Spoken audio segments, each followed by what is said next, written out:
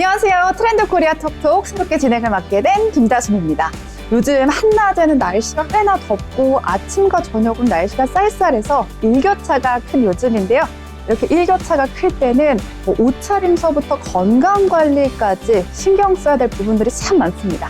이렇게 계절이 바뀌고 있는 요즘 꼭 알아야 될 생활정보들만 꾹꾹 눌러 닮았습니다. 자, 먼저 가까이 톡으로 문 열어볼게요. 지금 제 옆에는 오늘 트롯을 부르는 가수 나래 씨 나와 있습니다. 안녕하세요. 안녕하세요.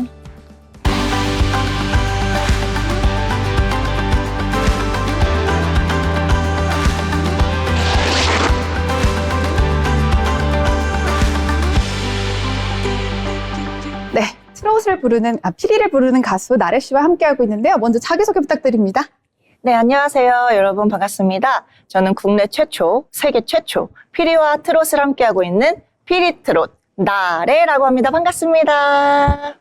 네, 나래라는 그 악센트가 정말 귀에 쏙쏙 박히는데 네. 많은 분들이 먼저 궁금해하실 것 같아요. 우리 나래 가수님이 어떻게 가수를 시작하게 되셨는지.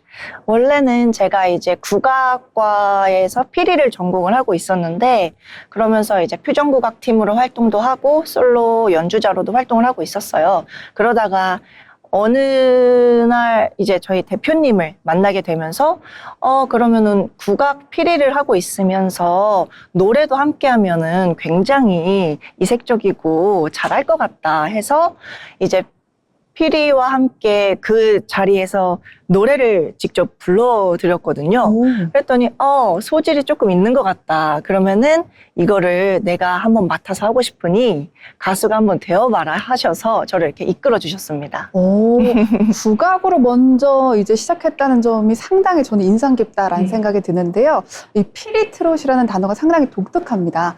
피리트롯만의 어떤 장점과 단점 있을까요? 이제 장점이라 하면은 제가 이제 국내 최초 또 세계 최초 피리트롯을 하고 있다 보니 피리트롯 했을 때 저만 떠오르는 점 그리고 저만 기억해 주시는 점이 좀 장점이지 않나. 그렇지만 이제 피리와 트롯을 함께 함에 있어서 노래를 하면서 피리를 분다는 게 정말 쉽지 않거든요. 그래서 네. 좀 어려움을 겪고 있는 게 단점이라고 생각을 합니다. 네. 근데 사실 피리랑 트롯을 동시에 한다라는 게 좀 상상이 안 가는데 숨 쉴 포인트가 있으신 건가요? 피리 부르고 노래하고 피리 부르고 노래하고 동시에 다 하셔야 될 것 같은데. 그래서 그게 조금 단점이라고 생각을 하는데 이제 노래를 하다가 중간중간 간주 부분에 피리 소리를 들려드리고 있어요. 그렇다 보니 숨을 쉴 구간이 없어서 저는 힘들지만 관객분들이 좋아해 주셔서 또 놓지 않고 열심히 피리와 트롯을 함께 하고 있죠. 네, 엄청난 성량을 자랑한 우리 나래 씨의 이야기였습니다. 그럼 최근에 또 앨범이 있다고 했던데 또 소개 부탁드립니다. 제가 재작년쯤에 냈던 앨범인데요. 아니냐라는 곡과 담쟁이라는 곡이 있습니다. 아니냐는 이제 국민 할매송이라고 일명 부르고 있는데 이런 가사가 나와요. 나는 사람도 아니냐, 난 여자도 아니냐, 이런 나의 숙녀 같은 마음은 아직 옛날부터 지금까지 이어지고 있어서 나 아직 뭐 청춘이다, 이팔 청춘이다, 약간 이런 메시지를 담고 있는 노래예요. 그리고 담쟁이는 이제 또 남성분들을 위한 사랑의 상처를 받으셨지만 이제 사랑에 담쌓지 말고 제가 슬금슬금 몰래 다가가서 담쟁이처럼 어루만져 주겠다, 이런 가사입니다. 아하, 남녀노소의 모두의 마음을 사로잡는 그런 앨범이다. 이제 남성분들의 마음과 또 할머니의 마음을 사로잡는 그런 앨범이다라는 생각이 드는데 네. 지금 나래 씨가 여기까지 오실 때까지 감사한 분들이 있으실 것 같아요. 지금 생각나는 감사한 분들 뭐 몇 분 말씀해 주신다면? 아무래도 제일 처음으로 생각나는 거는 저를 이렇게 가수의 길로 이끌어주신 대표님, 저를 발굴해주신 대표님이 제일 먼저 생각이 나고, 그리고 저를 아무래도 지지해주고 응원해주고 가수의 길로 이렇게 할 수 있게끔 도와주고 있는 저희 가족들, 그리고 저를 사랑해주시는 팬분들은 당연한 거고, 그리고 이제 저를 트로트의 길로 갈 수 있게끔 도와주신 이수진 선생님, 또 저를 이렇게 막 여러 가지 방면에서 도와주고 있는 뭐 선후배 동료분들까지 너무너무 많습니다. 네, 저희 마치 시상식을 방불케하는 가족분들 나왔고요, 대표님 나왔고요, 선후배, 또 선생님까지 나와서 정말 감사한 분이 많은 가수분이구나라는 생각이 드는데 혹시 이 자리에서 뭐 앨범의 한 곡조 정도 잠깐 이야기 뭐 불러주실 수 있을까요? 아니냐가 굉장히 재밌는 노래인데 아니냐 한번 해보도록 하겠습니다. 왜 나이를 물어봐 왜 딴짓하는 거야 젊을 때만 사랑하란 법 있냐 나는 사람도 아니냐 나는 여자도 아니냐 너는 나이 안 먹을 것 같냐 아니 할머니들의 마음뿐만 아니라 지금 제 마음도 사라져 무슨 것 같아요. 여성의 마음을 그냥 싹 사라졌는 그런 한 곡조였습니다. 자, 그러면 앞으로의 이야기 한번 들어보고 싶은데 앞으로의 뭐 포부나 목표 같은 것들 있으실까요?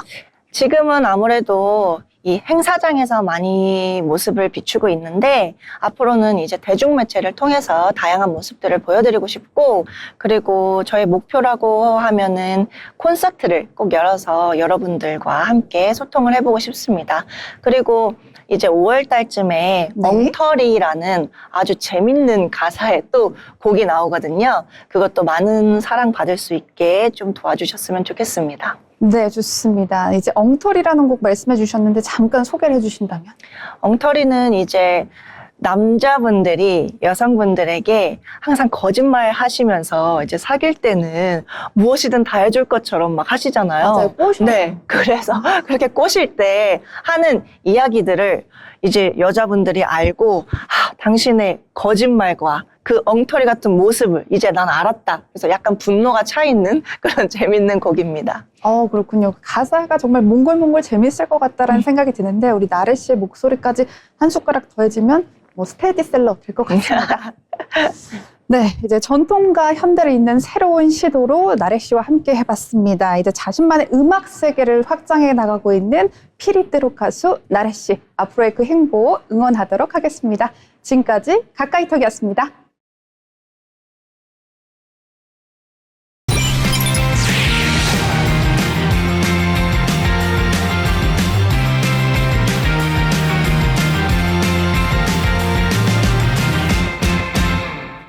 네, 한 주간의 경제 이슈를 알아보는 편지의 기자의 경제톡톡 시간입니다. 안녕하세요. 네, 안녕하세요. 네, 오늘 또 새롭게 검찰청 폐지를 앞두고 검찰 수사 시스템의 경고등이 커졌습니다. 이 사건은 쌓이고 인력은 점점 빠져나가면서 현장 부담이 한계에 달했다라는 지적이 나오고 있는 상황이라면서요.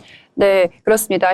현재 전국 검찰청의 미제 사건은 12만 건을 넘은 상황인데요. 3개월 이상 쌓인 장기 미제도 지난해 9만 건을 넘어서면서 빠르게 증가하고 있습니다. 불과 2, 3년 전 5만 건 수준이었던 것과 비교하면 2배 가까이 늘어난 셈입니다. 네, 사건이 결국 이렇게 쌓이는 이유는 그냥 핵심적으로 봤을 때 인력 문제다라고 볼 수 있을까요? 네, 맞습니다. 최근 검사들의 사직과 휴직, 그리고 특검 파견까지 겹치면서 실제 수사를 담당하는 인력이 눈에 띄게 줄어든 상황입니다. 올해 1분기에만 50명 넘는 검사가 퇴직했고 특검에 파견된 검사도 60명을 넘는 것으로 나타났습니다. 와, 어마어마한 숫자인데요. 이제 현장에서는 어느 정도로 부담이 커진 상황이라고 저희가 이해하면 될까요? 네, 일선에서는 과부하를 호소하는 목소리가 이어지고 있습니다. 일부 지청의 경우 정원의 3분의 1 수준으로 인력으로 운영되고 있고 수사검사 1인당 미제 사건이 500건을 넘었다는 증언도 나왔습니다. 야근과 주말, 근무를 이어가도 사건 처리가 쉽지 않다는 겁니다. 아니, 그런데 이런 상황에서 만약 검찰 개편까지 진행이 된다면 이거 정말 큰 문제가 될 수 있을 것 같다는 생각이 드는데 혼란이 더 커질 수 있겠습니다. 네, 그렇습니다. 오는 10월 검찰이 공소청으로 전환이 되면 현재 수사 중인 사건 상당수가 경찰 등 다른 수사기관으로 이관이 될 예정인데요. 이 과정에서 수사 공백이나 사건 처리 지연이 더 심해질 수 있다는 우려가 나오고 있습니다. 네, 특히 그럼 민생 사건 같은 경우는 더 지연이 될 수도 있을 것 같아요. 네, 맞습니다. 사기나 횡령 같은 민생 범죄의 경우 처리가 늦어지면 피해 회복도 함께 지연될 수 있는 만큼 제도 개편과 함께 현장 인력과 적체 문제를 어떻게 해소할지가 핵심 과제로 떠오르고 있습니다.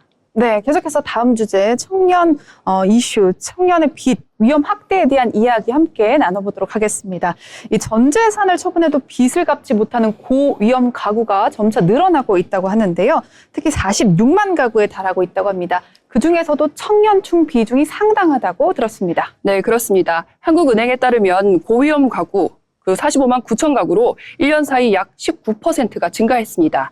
이들이 보유한 금융부채도 96조 원을 넘어서면서 규모와 비중 모두 크게 늘어난 상황입니다. 이 고위험 가구라는 단어만 들어도 약간 섬찟한데 이거 상당히 위험한 상황인 거죠? 네, 맞습니다. 총 부채 원리금 상환 비율 DSR이 40%를 넘었고 자산보다 빚이 더 많은 상태로 쉽게 말해서 집이나 자산을 모두 팔아도 빚을 다 갚지 못하는 구조입니다.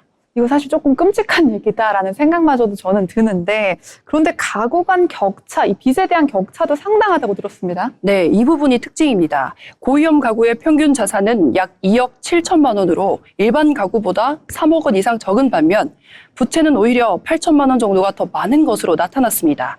즉 자산은 적고 빚은 더 많은 구조가 고착화되고 있는 상황입니다. 그런데 이 무서운 구조가 특히나 청년층 2030 세대에게 더 집중되어 있다면서요? 맞습니다. 고위험 가구 가운데 20, 30대 청년 비중은 34.9%까지 올라갔는데요. 2020년 22.6%와 비교하면 불과 몇 년 사이에 12%포인트 넘게 증가했습니다. 주택 구입과 주식 투자 과정에서 청년층의 대출이 빠르게 늘어난 현상으로 분석됩니다.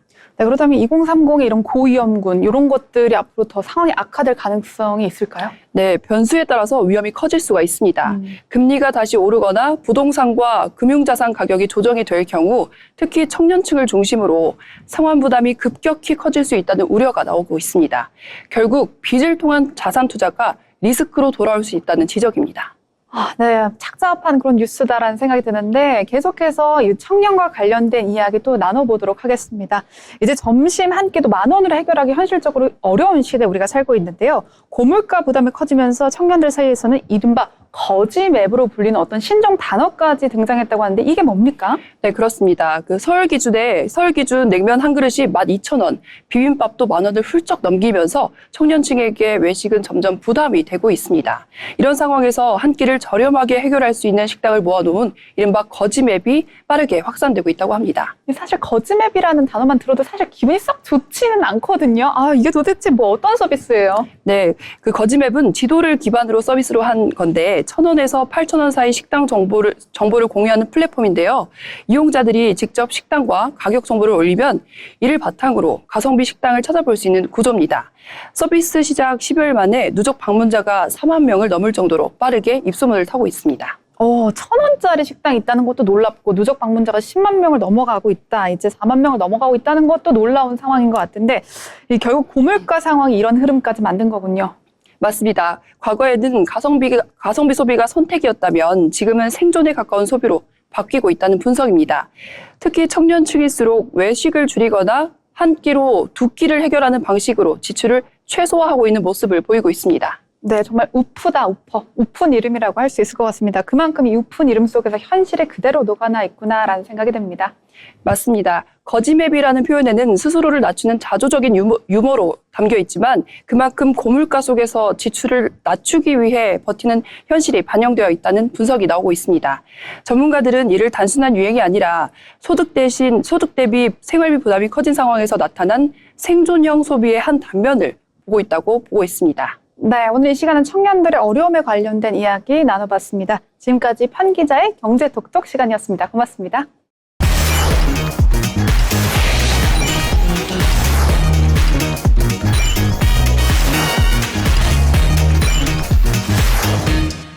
네, 이번 시간은 부동산 정보를 알아보는 마켓 트렌드 시간입니다. 지금 제 옆에는 전세희 아나운서 나와 있고요. 안녕하세요. 안녕하세요. 네. 자, 요즘 부동산 시장에 분양 물량이 막 나오고 있어요. 특히 4월에 전국적으로 공급이 집중된다는 이야기가 있는데 이게 단순한 계절적인 요인인 건지 아니면 다른 배경이 있는 건지 궁금합니다.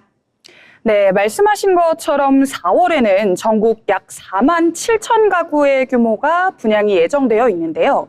이 시기에는 원래 봄 성수기이기도 하지만 이번에는 계절 요인보다 이 시기 조정의 성격이 더 강합니다.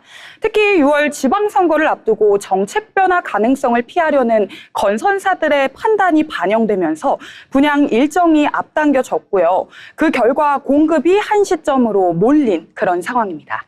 네, 그 말인즉슨 자연스러운 공급이다 이렇게 보기에는 보는 것보다는 선거 전에 이제 불확실성을 피하기 위한 전략이다 이렇게 보여지고 있거든요. 이 정치 일정이 부동산 시장에 주는 영향 이거 어느 정도로 봐야 될까요?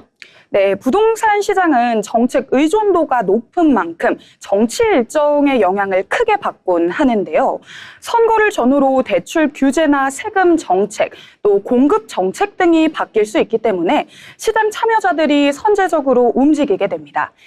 건설사 입장에서는 불확실성이 커지기 전에 분양을 끝내는 것이 안정적이죠. 선거 전 공급이 집중되는 현상이 반복적으로 나타나고 있습니다. 네, 실제로 시장에서는 뭐 이런 말들이 돌고 있어요. 선거 전이 그나마 예측이 가능한 시기다 뭐 이런 말을 하고 있는데 그렇다면 공급이 이렇게 늘어나는 시장을 긍정적으로 봐야 할지 아니면 일반적으로 공급이 많아지면 시장이 이제 활기를 띠는 거 아니냐 뭐 이런 기대 심리가 사실 있잖아요.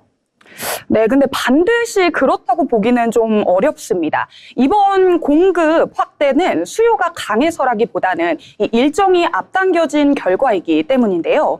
현재 고분양가 부담과 대출 규제, 또 금리 부담까지 겹치면서 실수요자들의 접근성이 굉장히 낮아진 상황입니다. 그래서 물량은 많지만 실제 청약 결과는 기대보다 낮거나 단지별로 편차는 크게 나타난 가능성이 있습니다. 자, 그렇다면 결국에는 공급이 늘어나고 있는 상황처럼 보이지만 실제로는 상당히 시장이 신중한 흐름을 보이고 있다라고 볼 수 있을 것 같은데 과거의 선거를 앞두고 비슷하게 분양에 몰렸던 그런 상황이 있었을까요? 네, 대표적으로 2018년 대한민국 지방선거를 전후로 들 수 있는데요. 당시에도 규제 완화 가능성이 제기되면서 선거 전에 분양 물량이 크게 늘어났는데요. 하지만 선거 이후 9.13 부동산 대책 같은 이 강력한 규제가 나오면서 시장이 빠르게 냉각됐었습니다. 그 결과 서울 등 핵심 지역은 가격이 유지되거나 상승했지만요. 이 지방과 외곽 지역은 미분양이 늘어나는 등 뚜렷한 양극화가 나타나기도 했습니다. 네, 비슷한 사례도 하나 더 볼 수 있을 것 같은데 대선 전후 2022년 사례 한번 흐름 비슷했던 것 같은데 봅시다. 자, 당시에도 정책 방향이 불확실하면서 분양 일정이 조정되거나 한꺼번에 물량이 쏟아지는 그런 흐름세 보였는데 그때 시장 분위기 지금하고 비교해보면 어떨까요? 네, 당시 시장 분위기도 지금과 굉장히 비슷한 상황이었죠. 당시에도 비슷한 상황이 있었는데요. 이후 금리가 급격하게 오르면서 대출 부담이 커지면서 분양 시장이 빠르게 위축됐었습니다. 특히 지방을 중심으로 미분양이 증가해 청약 미달 사례도 이어지면서 시장의 체력이 크게 약해진 모습을 보이기도 했었습니다. 네, 이렇게 과거 사례 한 두 가지 정도 살펴봤는데 그렇다면 지금 시장도 결국 비슷한 흐름 안에 있다라고 봐야 될지 이 시청자분들 지금 분양 상황 어떻게 바라보면 좋을까요?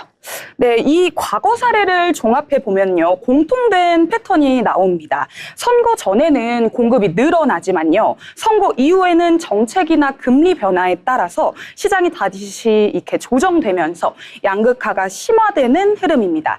현재 역시 비슷한 구조를 보이고 있는데요. 공급은 늘어났지만 수요는 제한적이고요. 정책 변수도 여전히 남아있는 그런 상황입니다. 네, 결국에는 이번 시장도 단순한 공급 확대라고 보기보다는 시장의 변화를 앞두고 과도기적인 국면이라고 볼 수 있을 것 같습니다. 계속해서 혜택 축소, 등록임대 강남, 용산 7천 가구에 대해서 이야기 나눠보도록 하겠습니다. 최근 강남과 용산을 중심으로 7천 가구 매물 가능성이 거론되고 있는데 민간 임대사업자에 대한 대출과 세제 혜택이 축소될 경우 고가 아파트 밀집 지역에서 이제 공급 확대가 나타날지 관심이 모아지고 있죠? 네, 현재 강남 3구와 용산에 등록된 임대사업자 아파트가 약 7천 가구 수준으로 나타나고 있는데요. 정부가 이들에게 제공하던 세금과 대출 혜택을 축소하려는 움직임을 보이면서 이 상황이 많이 달라지고 있습니다. 이로 인해 일부 집주인들은 보유보다 매도를 선택을 할 가능성이 거론이 되고 있죠. 네, 결국 말씀하신 혜택 축소가 시장에 영향을 줄 것이라는 건데 이게 왜 이렇게 중요한 변수로 꼽히는지 한번 짚어주시죠. 네, 핵심은 금융과 세제 두 축입니다. 만기 대출 연장이 제한될 가능성이 굉장히 크고요. 세금 혜택 역시 줄어드는 방향으로 가고 있기 때문인데요. 그동안 임대사업자는 양도세와 보유세 측면에서 유리했는데 이런 장점이 약해지는 겁니다. 결국 보유 부담이 커지면서 시장 선택이 달라질 수 있는 겁니다. 자, 그렇다면 이러한 변화가 실제 매물 증가로 이어질 가능성 어느 정도로 보는 것이 좋을지, 특히 고가 아파트가 밀집한 지역에서 시장 반응이 좀 더 크게 나타나지 않을까라는 생각이 들거든요. 네, 맞습니다. 일정 부분 매물출의 가능성은 열려 있습니다. 세금 부담과 대출 압박이 동시에 작용하면 매도를 선택하는 사례가 늘 수 있기 때문인데요. 특히 강남과 용산처럼 이 가격대가 높은 지역들은 급매 형태로 나올 가능성들이 많이 언급되고 있습니다. 다만 전체 물량이 한꺼번에 쏟아져 나올 이런 가능성보다는요, 점진적으로 나올 가능성이 반영되고 있습니다. 네, 사실 뭐 요새 집값도 집값인데 신혼부부들 입장에선 전세 구하기 힘들다 뭐 이런 이야기도 되게 많거든요. 맞습니다. 우리 신혼부부 입장에선 지금 사야 하나 아니면 조금 더 기다려야 되나 고민이 되실 것 같아요. 이런 정책 변화가 어떤 고민에 어떤 영향을 줄 수 있을까요? 네, 매매 시장만 보면 이 선택지가 좀 넓어졌나 이런 생각을 하실 수도 있을 것 같은데 임대사업자 물량이 일부 매물로 나오면 가격 상승세는 이제 완만해질 가능성이 있기는 합니다만 대출 부담이 여전히 크기 때문에 실제 매수로 이어지기는 쉽지 않은 상황입니다. 결국 기회는 보이지만 이 결단은 어렵다라는 말이 나오는 그런 시점이기도 합니다. 네, 그럼 계속해서 다음 정보도 한번 살펴보도록 하겠습니다. 이제 4개월 만에 서울 빌라 원룸 전월세 가격이 내려갔다라는 건데, 연립 다세대 주택 원룸 가격이 보증금 1,000만 원, 그리고 기준 평균 월세가 67만 원, 전세 보증금은 한 지금 2억을 넘어가는 수준인데, 가격이 소폭 하락했다고는 하지만 여전히 2030 청년들에게는 뭐 큰 부담일 것 같아요. 네, 맞습니다. 말씀하신 것처럼 이 절대적인 가격 수준이 여전히 높은 편입니다. 월세 평균이 3만 원 정도 내려갔다고 하지만요. 전체 부담을 크게 줄어들게 하는 수준은 아니긴 합니다. 전세 역시 소폭 하락하는 데만 그쳐서 초기 자금 마련은 쉽지 않은 상황입니다.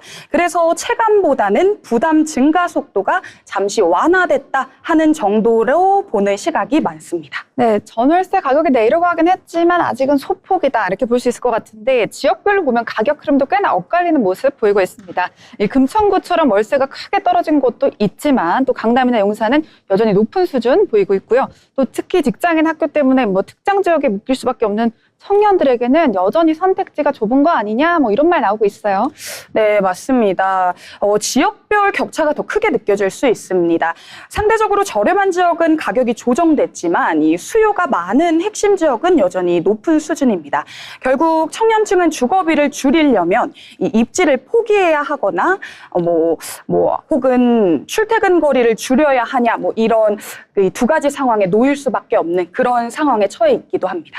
네, 최근 전월세 가격이 잠시 숨고르게 하는 그런 모습을 보이지만 시장의 방향이 바뀌었다라고 보기는 어려운 측면이 있을 것 같고요. 매매와 임대 시장에서 엇갈린 흐름을 보이면서 실수요자들의 고민이 오히려 더 깊어지고 있는 상황입니다.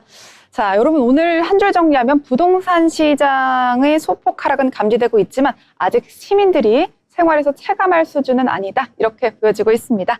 네, 오늘 방송 이렇게 한 줄 정리할 수 있겠습니다. 마켓트렌드였습니다.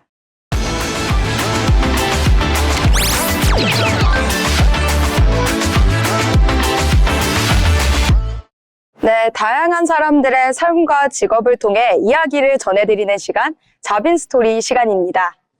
오늘 아침 혹은 어젯밤 자신의 방을 가만히 둘러보신 적 있으신가요? 우리가 머무는 공간에는 삶의 흔적이 남습니다. 즐겨 읽던 책, 개어놓은 옷까지, 마시다만 물 한 잔, 모두 나라는 사람이 존재했음을 의미합니다. 만약 흔적을 남긴 채 갑작스럽게 자멸하게 됐다면 그 마지막은 누가 정리할까요? 오늘 만나볼 분은 가장 외롭고 쓸쓸한 현장으로 출근합니다.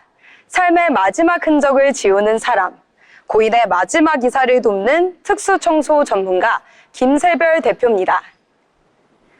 특수청소라는 직업, 매체를 통해 한 번쯤 들어보셨을 텐데요. 고독사, 자살 혹은 범죄 현장, 생각만 해도 두려움이 앞서는 곳입니다. 육체적으로 고단하기도 하고요. 경제적인 문제 등 현실적인 이유도 따릅니다. 남들이 선뜻 도전하기 꺼리는 일이죠. 방치된 현장에는 상상조차 힘든 악취와 오물이 가득합니다. 방호복과 방독면도 소용없습니다. 죽음의 냄새에 피부 깊숙이 스며들어 쉽게 지워지지 않습니다. 가장 피하고 싶은 순간을 정면으로 마주해야 하는데요. 아무도 가려하지 않는 험난한 길입니다. 김세별 대표는 10년 넘게 묵묵히 이 길을 걸어왔습니다. 무엇이 그를 이 고된 현장으로 매일 이끄는 것일까요? 김세별 대표는 말합니다. 특수청소는 단순한 청소업이 아닙니다. 고인의 마지막 인사를 대신 전하는 일입니다. 그들의 존엄을 끝까지 지켜주는 일이죠. 이처럼 현장에서 가장 먼저 하는 일은 청소가 아닙니다. 고인을 향해 예를 갖추고 묵념을 올립니다. 그리고 조심스럽게 방을 정리하는데요. 손길이 닿는 곳마다 삶의 파편들이 발견됩니다. 가족을 위해 모아둔 통장, 침에 노모가 숨겨둔 쌈짓돈, 마치 붙이지 못한 구겨진 편지까지 쓰레기 더미 속에서 고인의 진심을 찾아냅니다. 진심이 유가족에게 전달되는 순간 죽음의 현장은 치열했던 삶의 공간으로 바뀝니다.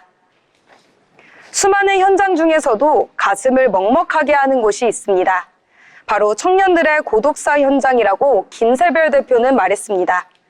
어느 날 찾아간 좁은 원룸, 좌절한 20대 청년의 흔적이 고스란히 남겨져 있습니다.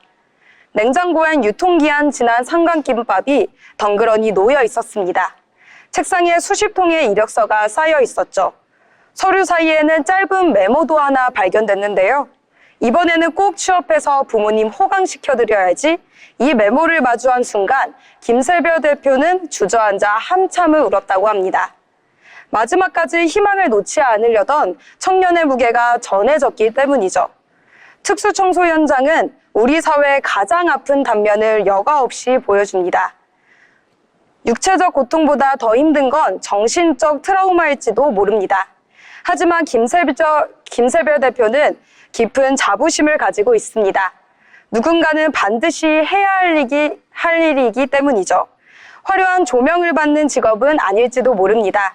하지만 그의 땀방울은 떠나간 이에게는 평안을, 남겨진 이에게는 위로를 건넵니다.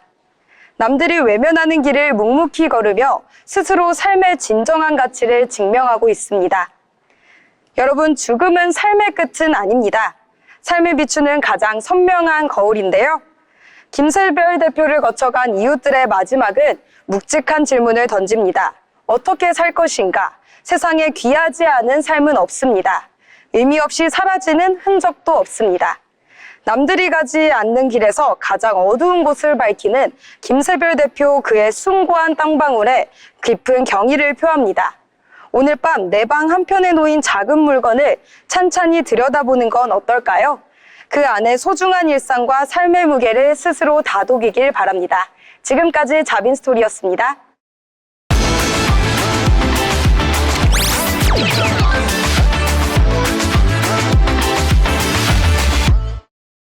기업을 쉽고 흥미롭게 알아보는 시간, 기업사전입니다. 오늘 소개할 기업은 한 마리 쥐에서 시작해 전 세계를 사로잡은 이야기의 제국, 더 월트 디즈니입니다. 디즈니는 1923년 창업자 월트 디즈니가 설립한 회사입니다. 처음엔 작은 애니메이션 스튜디오였지만 미키마우스 캐릭터의 성공으로 빠르게 성장했습니다. 이후 디즈니는 단순한 애니메이션 회사를 넘어 이야기를 만드는 기업으로 자리 잡게 됐습니다. 현재 디즈니는 영화, 방송, 테마파크까지 다양한 산업을 운영하고 있습니다. 특히 마블 스튜디오, 픽사, 루카스필름 등을 인수하며 어벤져스, 토이스토리, 스타워즈와 같은 글로벌 콘텐츠를 확보했습니다. 이로써 디즈니는 세계 최대 콘텐츠 기업 중 하나로 성장했습니다. 최근 디즈니는 OTT 플랫폼 디즈니 플러스를 통해 넷플릭스와 경쟁하고 있습니다. 기존 콘텐츠를 기반으로 구독 서비스를 확대하며 극장에서 스트리밍으로 변화하는 콘텐츠 시장 흐름에 대응하고 있는데요. 또한 영화 개봉 이후 빠르게 OTT로 이어지는 윈도우 전략을 통해 수익 구조를 다변화하고 이용자들의 플랫폼 충성도를 높이고 있습니다. 이처럼 디즈니는 단순한 콘텐츠 제작사를 넘어 플랫폼과 콘텐츠를 동시에 장악하는 미디어 생태계 구축에 나서며 글로벌 스트리밍 시장에서 경쟁력을 강화하고 있습니다. 디즈니의 가장 큰 강점은 바로 캐릭터 비즈니스입니다. 하나의 캐릭터를 영화, 드라마, 상품, 테마파크까지 다양하게 확장하며 수익을 창출합니다. 즉, 디즈니는 단순한 제작사가 아니라 스토리를 자산으로 만드는 기업입니다. 이러한 구조는 한 번 성공한 콘텐츠가 오랜 시간 동안 반복적으로 수익을 만들어내는 롱런 비즈니스로 이어진다는 점에서 강력한 경쟁력이 됩니다. 특히 캐릭터에 대한 감정적 연결은 소비로 자연스럽게 이어지게 되면서 콘텐츠를 넘어 브랜드 자체에 대한 충성도를 높이는 효과까지 가져오는데요. 결국 디즈니는 이야기를 만들고 그 이야기를 다양한 산업으로 확장시키며 지속적인 가치를 창출하는 글로벌 콘텐츠 기업으로 자리 잡고 있습니다. 한편의 애니메이션에서 시작된 작은 회사가 이젠 전 세계 콘텐츠 산업을 움직이는 기업이 됐습니다. 이야기의 힘으로 세상을 바꾼 기업 디즈니. 지금까지 기업사전이었습니다.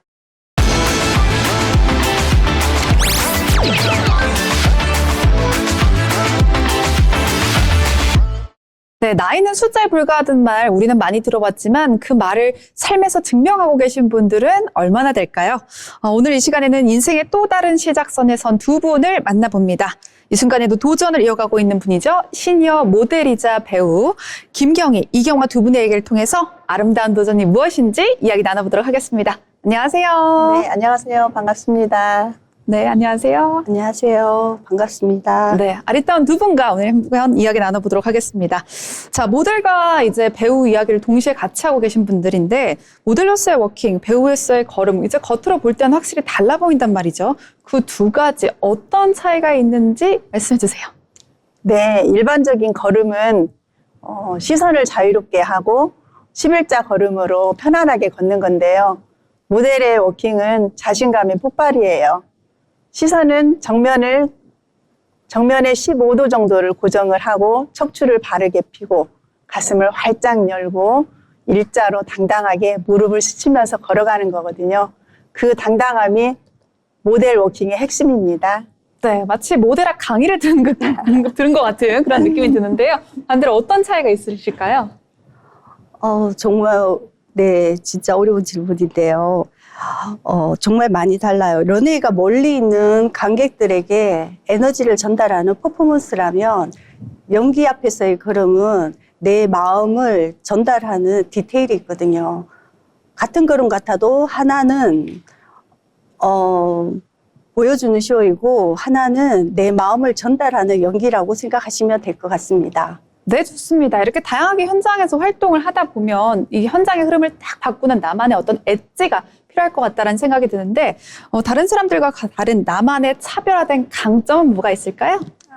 저는 그 3초의 미학을 가장 중요하게 생각합니다. 네, 런웨이의 끝 포징 포인트 가서 바로 턴을 하지 않고 2, 3초 정도 시니어 모델만이 가지고 있는 연륜과 독보적인 아우라, 연기로서 뿜어내는 거죠.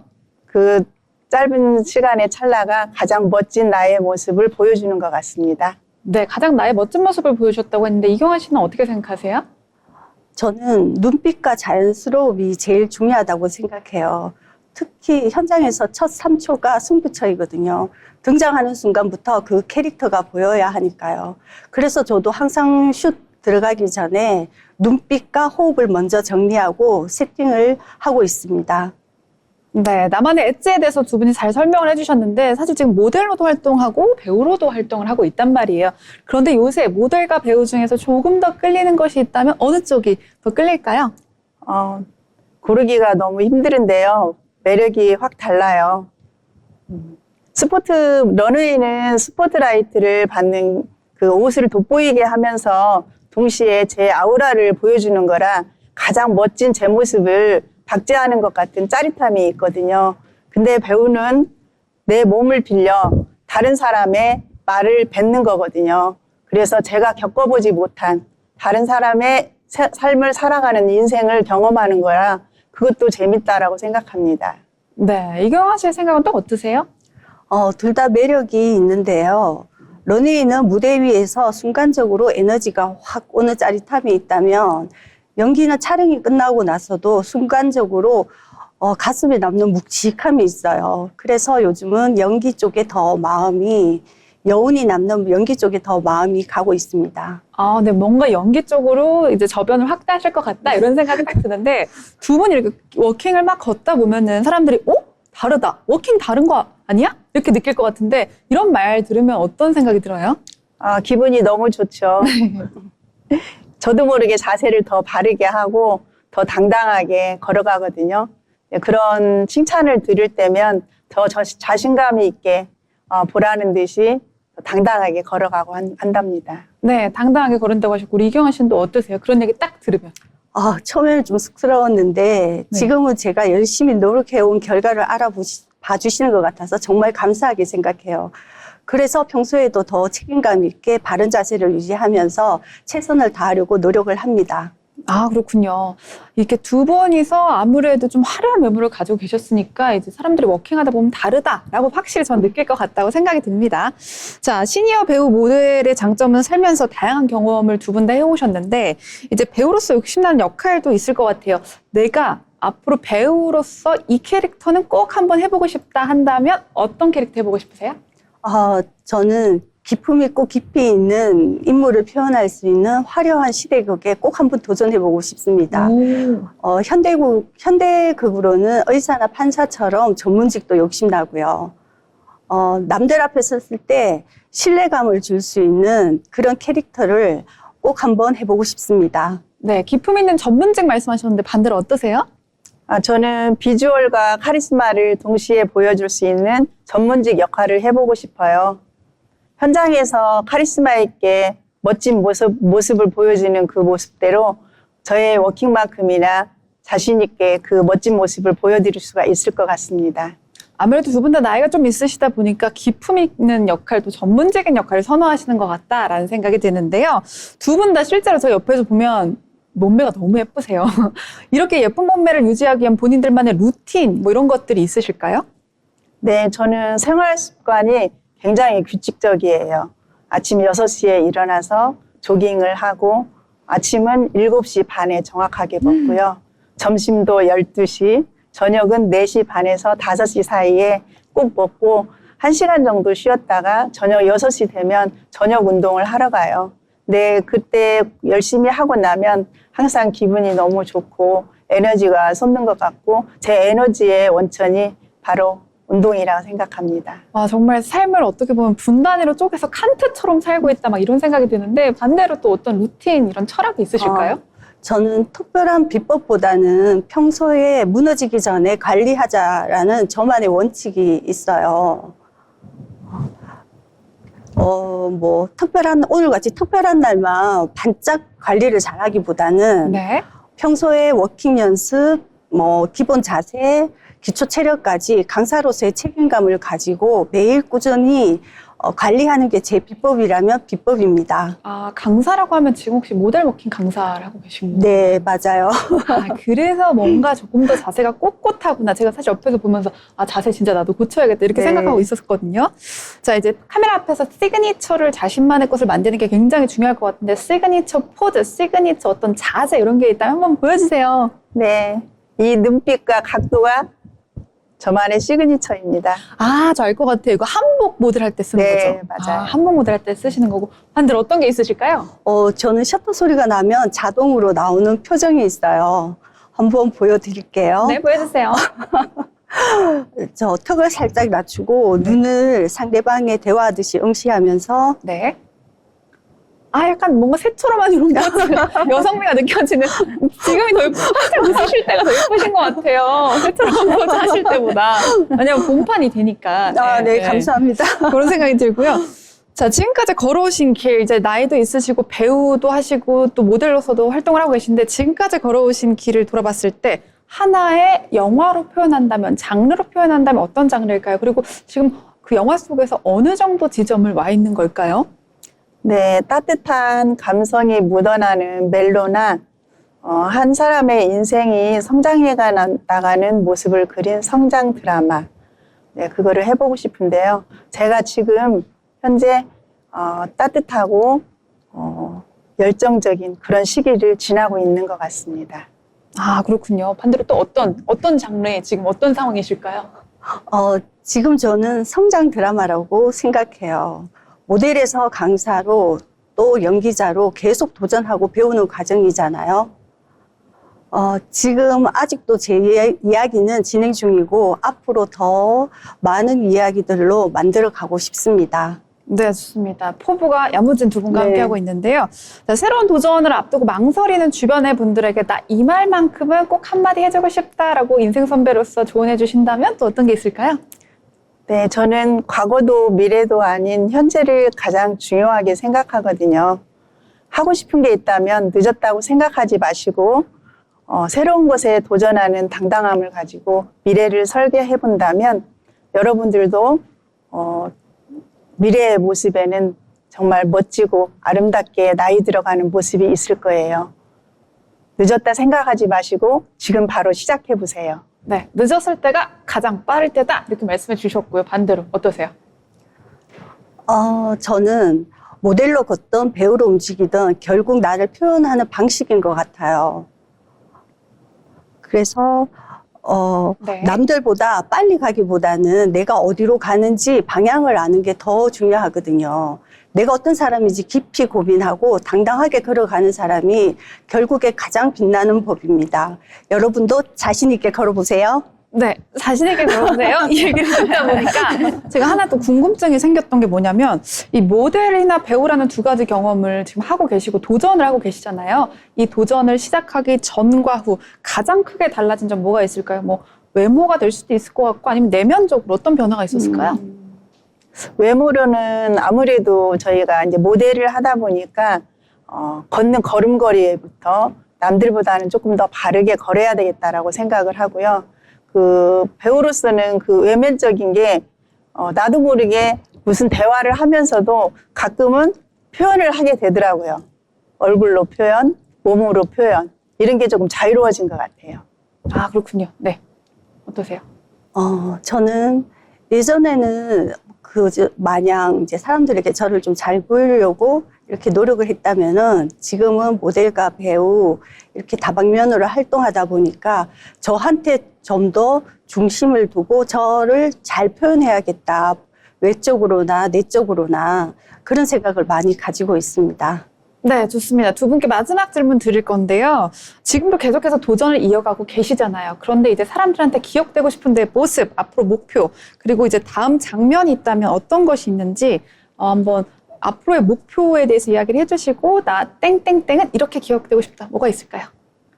지금 현재도 열심히 노력을 하고 있지만 조금 더 열심히 해서 좋은 모습으로 보여드리고 싶고요. 그리고 모델로서도 항상 그 여운이 남는 그런 사람이 되고 싶어요. 아, 김경희 모델은 괜찮다. 이런 말도 듣고 싶고 그래도 항상 그 사람들의 머릿속에 여운이 남는 사람이 되고 싶습니다. 네, 모델 김경희는 여운이 남는 사람이다라고 이제 정의를 해주셨고 반대로 어떤 목표가 있으실지. 앞으로 보여지는 모델보다는 계속 기억에 남는 모델로 남고 싶습니다. 계속 도전하고 여러분들도 저를 보시면서 얼마든지 도전할 수 있습니다. 늦을 때가 가장 빠른 것 같아요. 여러분도 함께 저랑 같이 도전해 보세요. 네, 좋습니다. 오늘 만나본 두 분은요, 단순한 성공이나 결과 이야기가 아니라 현재 진행형 도전에 관련된 이야기였습니다. 누군가에게는 뭐 시니어 모델 늦은 시작일 수도 있지만 누군가에게는 가장 최적의 타이밍일 수도 있고요. 결국 중요한 것은 언제 시작했느냐가 아니라 멈추지 않고 지금도 현재 걸어가고 있는 것이다 라고 볼 수 있겠습니다. 지금까지 아름다운 도전을 이어가고 있는 두 분의 미녀와 함께했습니다. 감사합니다. 감사합니다. 감사합니다.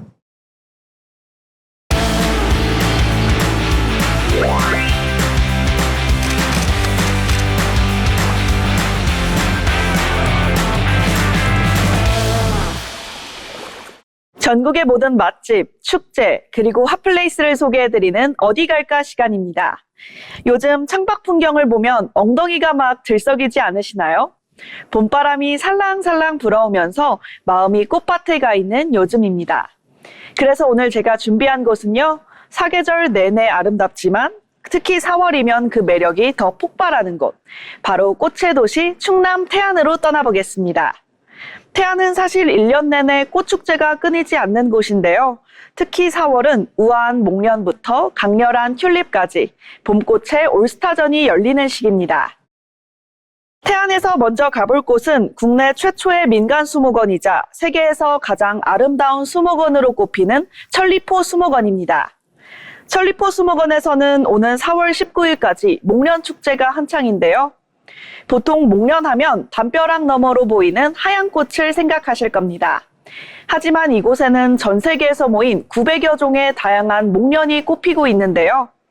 은은한 우윳빛의 백목련은 기본이고요. 한입 베어물고 싶은 달콤한 노란 목련부터 진한 와인빛을 머금은 보랏빛 목련까지 그 색감이 정말 신비롭습니다. 특히 이번 축제에서는 평소 연구를 위해 닫아두었던 비밀의 목련 정원을 일반인에게 개방한다고 하는데요. 전문 가드너의 생생한 해설과 함께 숲길을 걸으면 마치 동화 속 비밀의 화원에 들어온 듯한 착각을 느끼실 수 있습니다. 목련 특유의 진한 향기에 취해 힐링하고 싶으신 분들은 이 기회를 놓쳐서는 안 되겠습니다. 우아한 목련으로 눈을 정화했다면 이제는 에너지가 넘치는 강렬한 색채를 느껴볼 시간입니다. 바로 2026 태안 세계 튤립꽃 박람회입니다. 올해는 마건포해수욕장 인근 네이처월드에서 4월 1일부터 5월 6일까지 개최되는데요. 세계 5대 튤립 축제 중 하나로 꼽히는 이곳은 수백만 송이의 튤립들이 끝없는 카펫처럼 펼쳐져 있습니다. 따뜻한 봄볕 아래에서 즐기는 강한 튤립의 색깔은 정말 눈이 부시게 아름다운데요. 그뿐만 아니라 유럽식 정원과 세계 도시 테마존, 그리고 대형 포토존까지 마련되어 있어 인생샷 찍기에 정말 안성맞춤인 곳입니다. 한편 이곳은 밤이 되면 또 다른 세상이 펼쳐지는데요. 바로 태안 빛축제가 이곳에서 이어집니다. 낮에는 태양 아래에서 빛나는 생생한 꽃의 향연을 즐겼다면 밤에는 수백만 개의 LED가 수놓은 화려한 조명쇼를 즐길 수 있습니다. 꽃 구경하랴 야경 보랴 이동할 필요 없이 하루 종일 꽃과 빛의 황홀경에 빠져보시는 건 어떨까요? 마지막으로 여행의 마무리는 태안 안면도의 숨은 보석 안면암으로 떠나보겠습니다. 이곳은 산이 아닌 바다와 맞닿은 오션뷰 사찰로 유명한데요. 4월이면 정말 귀한 풍경을 만나보실 수 있습니다. 벚꽃비가 내리는 나무 아래 붉은 동백 꽃송이가 툭툭 떨어져 있는 모습은 그 색감이 정말 독보적인데요. 특히 사찰 앞바다 위에 떠 있는 부상탑을 배경으로 꽃나무 아래에서 사진을 찍을 수 있습니다. 이 사진은 그 신비롭고 이국적인 분위기가 여기가 정말 한국이 맞나? 라는 생각이 드시게 할 겁니다. 물때를 맞춰 가시면 바다 위를 걷는 부교 체험까지 할 수 있으니 참고하시길 바랍니다. 자, 오늘 저와 함께 둘러본 4월의 태안 어떠셨나요? 사실 태안은 이번 4월 축제뿐만 아니라 여름엔 수국, 가을엔 핑크뮬리까지 사계절 내내 꽃향기가 끊이지 않는 도시입니다. 꽃 구경 후에 근처 포구에서 싱싱한 개국지나 제철 해산물까지 곁들인다면 더할 나위 없이 완벽한 봄날이 되겠죠? 이번 주말 사랑하는 사람들의 손을 잡고 충청남도 태안으로 떠나보시는 건 어떨까요? 지금까지 어디 갈까였습니다.